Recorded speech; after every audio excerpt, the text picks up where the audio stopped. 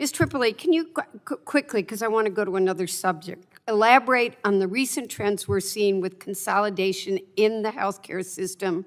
What are the greatest impact on patients, and how is it affecting staffing? Absolutely. I think the two biggest trends we're seeing are horizontal mergers between hospitals and other hospitals. We now have a situation where most markets across the healthcare system are considered highly concentrated. I think 90% of these metropolitan statistical areas are considered highly concentrated, heavily concentrated.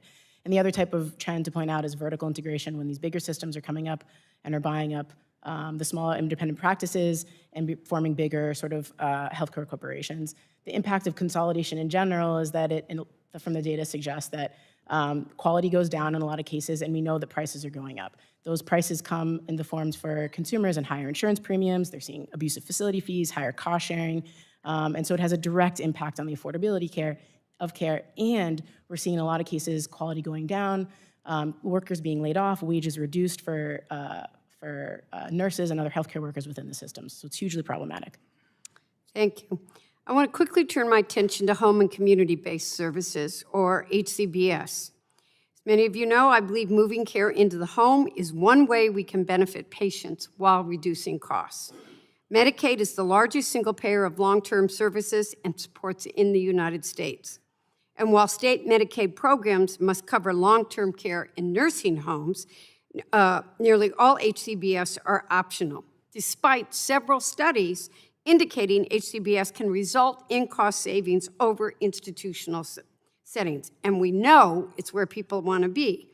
Likewise, according to a recent study of Medicare fee-for-service beneficiaries, home care was associated with a savings of nearly $6,500 per patient. And many of you have heard me speak about my experiences with home infusion. Several studies, in fact, have found that home infusion can lead to significant cost savings when compared to inpatient costs. Ms. Tripoli, do you believe transitioning care away from traditional healthcare settings like doctors' offices and hospitals can be an effective way to reduce costs and improve patient outcomes? I think absolutely. I think, as you just pointed out, we know that shifting out of institutionalized care into the home or community-based setting with appropriate levels of care and support is not only important for consumers and patients maintaining their dignity, but also is essential, it's critical for having emotional and social connectedness, which has a direct impact on the quality of life. So that cannot be stated enough.